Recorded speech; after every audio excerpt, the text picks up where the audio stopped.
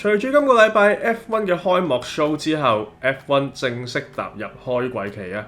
各支車隊喺公佈車花之後，亦都陸續公開新車，準備喺下個禮拜嘅26至28號進行3日嘅季前測試。咁今年嘅 F1 之所以好令人期待，除咗係因為有好多新秀，以及大家期望頭4車隊會有大戰之外，又因為今年有好多車手轉隊，大家都急不及待想睇下佢哋喺新車隊嘅表現。其中最矚目嘅當然就係咸美頓轉去法拉利啦。由舊年呢一個時間起，已經好多人期待佢着起紅衫嘅畫面，而俾佢取代咗個新師，今年去到下游嘅威廉士又會有啲咩作為呢？都係大家所關注嘅。咁之前就同大家深入咁樣了解過一班新秀車手啦。咁今日就不如同大家睇下4位今年轉隊嘅車手：咸美頓、新師、奧干、侯根堡。睇下佢哋轉隊之後嘅機遇，佢哋今年嘅目標，以及佢哋會有咩危機啦。咁 F1 今年都有好多車手加入咗新陣營啦，唔知道大家又想唔想急我嘅陣營一齊打大佬呢？冇錯，就係我而家玩緊嘅 Raid Shadow Legends 啦。呢個係一款跨手機同埋電腦平台嘅遊戲，我哋可以置身於奇幻世界，帶領各種英雄去完成任務、挑戰地下城，亦都可以同其他玩家合作同對戰。咁啱啱踏入蛇年啦 ，Raid 都係一個同蛇有關嘅大 boss， 等大家去挑戰嘅，就係 The Hydra 綠頭蛇啦。呢個大佬要去到45 level 先至可以挑戰到嘅，係遊戲當中最難打嘅大佬。每個蛇頭都有特別嘅能力，斬咗個頭又會重新生個出嚟，極為難搞。咁不過咧，同時獎勵就好多，大家只要加入任何一個公會就可以挑戰呢啲大 boss 啦。咁當然啦，大家都可以加入我嘅公會 FYTV， 同我一齊做公會任務嘅。咁另外 Raid 亦都不時有新嘅內容。咁現時佢係仍然舉辦緊全球活動 Alice's Adventure 愛麗絲歷險記，當中嘅主角 Alice the Wanderer 係我現時必用嘅角色嚟嘅。佢招 AOE 技真係超勁啊！其他招式嘅攻擊力亦都好高。咁點樣可以攞到 Alice 呢？大家只需要登錄 Raid 14日，即可以獲得豐富獎勵，其中有包括第7日免費領取嘅 Alice the Wanderer， 以及第14日解鎖佢嘅2星完美靈魂。記住要喺3月26號之前開始活動，先至可以通過一種方式獲得愛麗絲嘅。咁如果係新玩家咧，都唔使擔心追唔到進度嘅，只要用我資訊欄裡面嘅 link 或者掃描我呢個 QR code， 新玩家將會立即獲得一個強大嘅入門套裝，其中就包括一位史詩英雄 Drake， 去到15 level 嘅時候，更加會有另一位史詩英雄 Ken the Strike 加入。用我呢個 link 下載之後，唔好忘記用促銷碼 Monkey King， 仲可以免費獲得傳說英雄孫悟空。咁呢個促銷代碼只係喺註冊之後72個鐘之內有效嘅啫，記得要用啦！快啲用我嘅連結下載 Raid Shadow Legends， 一齊開始新嘅冒險啦！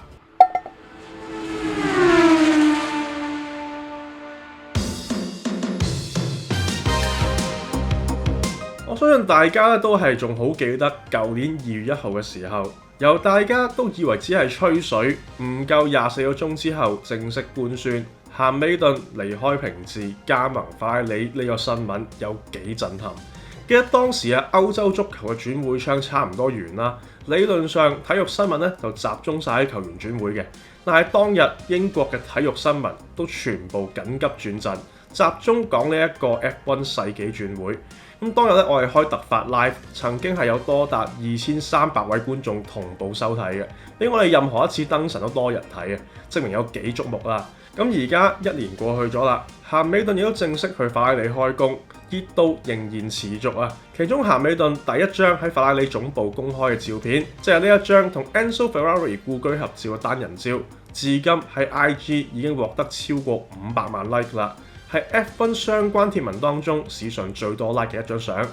佢第一日返工，主要就係去工廠唔同嘅部門打招呼，以及喺法拉利嘅私人賽道 Fiorano 駕駛2年前嘅舊車，試下法拉利嘅車。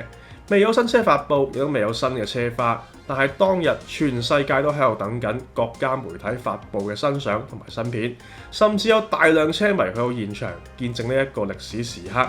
着喺紅衫嘅咸美頓亦都成為最多人 repost 嘅相之一，而咸美頓加盟帶嚟嘅商業價值都非常之可觀啊 ！HP IBM Unicredit 呢一啲大贊助都係喺咸美頓宣布加盟之後先至正式成為法拉利嘅 partner 嘅，甚至有法拉利嘅現有贊助喺香港嘅分公司咧，平時係好少用 F1 嚟到宣傳嘅，今年都聽佢哋講想加大投入，想偷下鹹美頓嘅光佢嘅流量。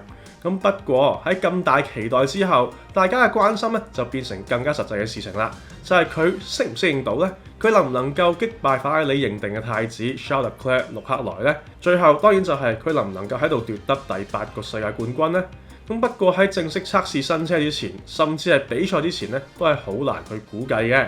喺公佈呢個新聞嘅時候，其中一個令人擔憂嘅點就係鹹美頓要喺職業生涯末段先至去到全新嘅環境，可能會有啲隱憂喎。特別咧係去法拉利咧，即係要去意大利，佢哋嘅生態同大部分英國基地嘅車隊係好唔同嘅，人事啊、處事方式等等都好有分別，更加係有語言嘅隔閡添。不過優勢就係佢哋賽車研發啊、引擎部門啊，仲有測試場地，全部都喺同一個地方。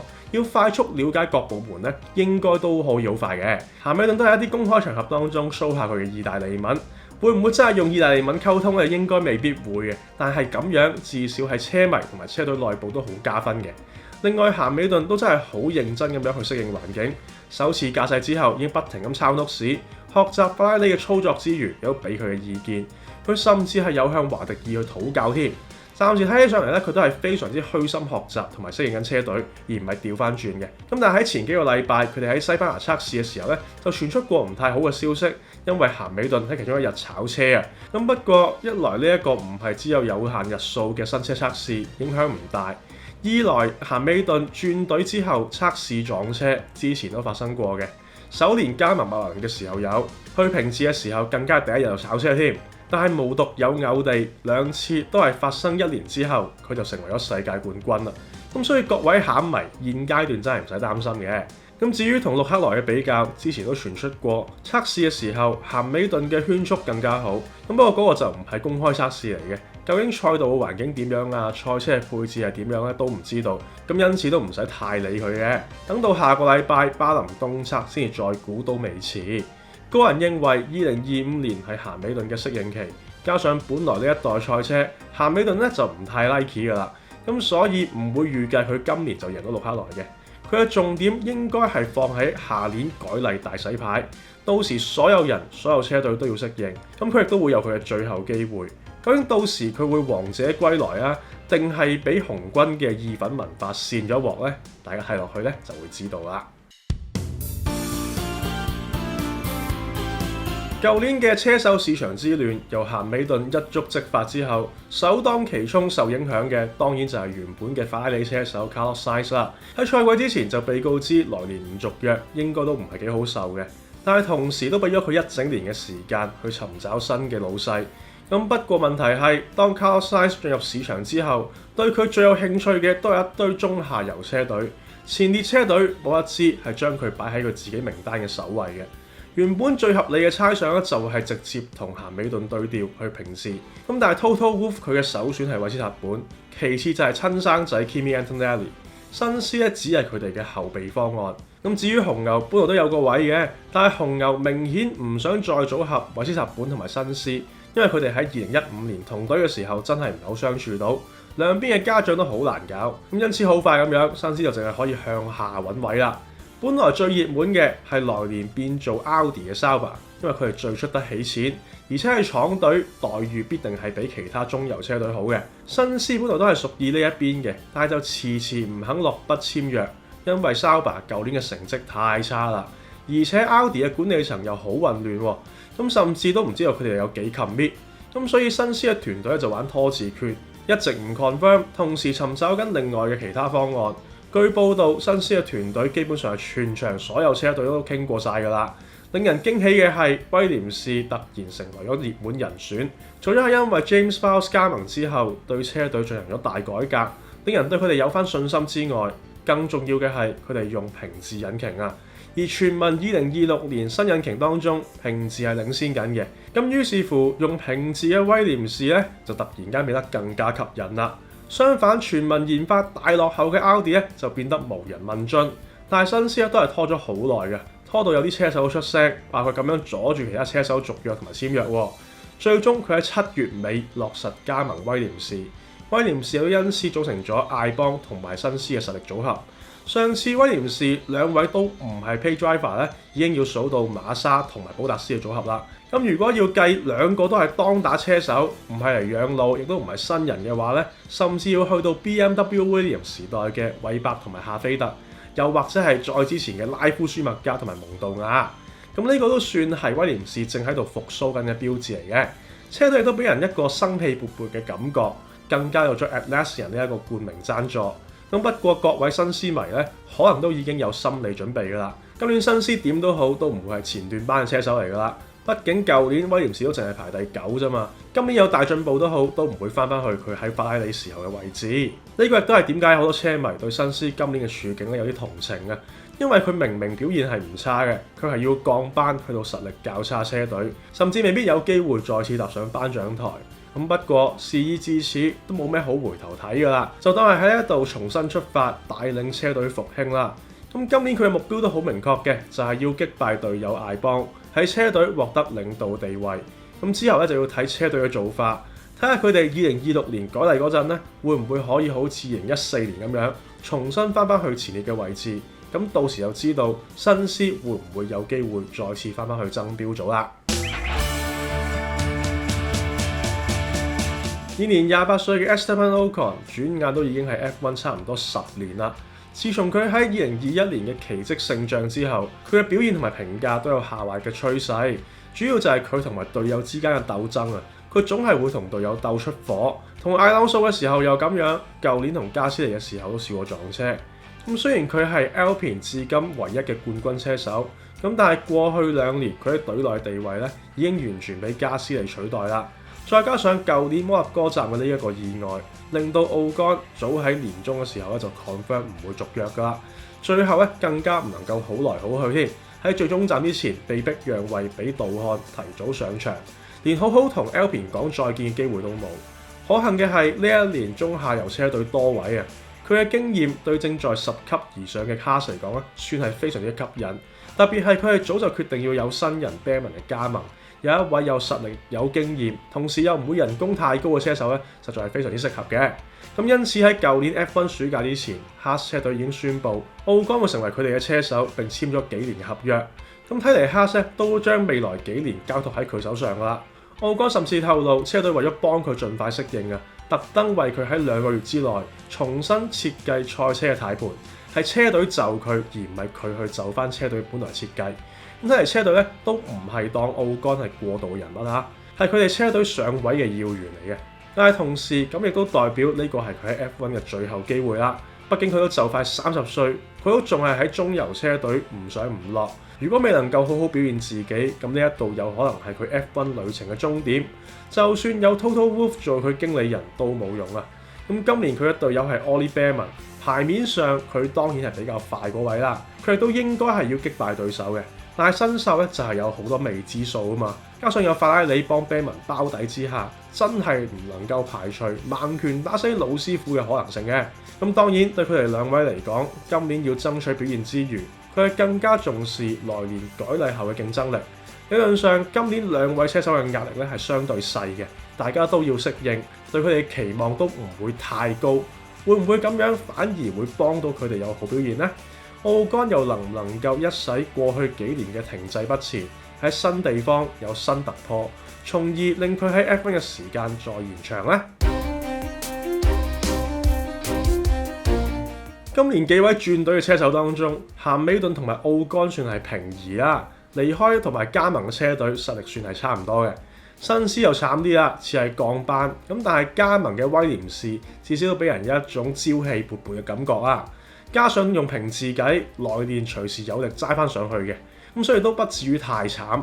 但係同樣係轉隊嘅侯根寶，今年唔單止好似係燉咗冬菇咁樣，現時睇起上嚟咧更加似係上埋拆船添啊！只有幾年都未必有力爭翻上去。侯根寶係舊年較早確認今年會轉隊嘅車手之一。咁當時因為奧迪以廠隊嘅身份邀請啦，加上應該人工唔錯嘅，因此侯根寶離開哈斯轉去即將加入嘅奧迪幫車隊做開荒牛，都算係合理嘅舉動。咁而且侯根寶今年都就係38歲啦，已經踏入 F1 生涯嘅最後階段。前幾年佢一度係冇位嘅，如今佢會更加珍惜每個機會，特別係喺退休之前賺翻筆嘅機會。咁而且喺 Haas 睇嚟都唔會有啲咩突破啦。去 Audi 雖然辛苦要開荒，但係佢哋有廠嘅資源，可能會上升得好快呢，或者可能有機會上位呢。咁加上佢係德國人，德國大廠首年參戰，有位現時全 F1 唯一嘅德國車手，都係好理想嘅。咁不過自從佢宣布加盟之後，情況就好似越嚟越唔似佢所想咁樣喎。首先 Haas 嗰邊佢係舊年嘅進步明顯，咁當然都要歸功於侯根堡嘅表現嘅。咁不過喺小松禮雄嘅領導之下，佢哋連商業上都有突破，揾咗 Toyota 嚟合作。今年首次可以做埋 TPC 舊車測試，一切都喺上升嘅軌道之上，可能係今季嘅黑馬。相反，佢加盟嘅 Sauber 或者 Audi， 舊年已經做咗小丑啦，表現完全冇起色。據我哋一啲喺圍場裡面工作嘅朋友所講啊，Sauber 舊年冇賽車，單係肉眼去睇外形已經知道佢哋冇做好功課。咁似乎咧係為咗集中資源搞2026而忽視咗現時嘅挑戰。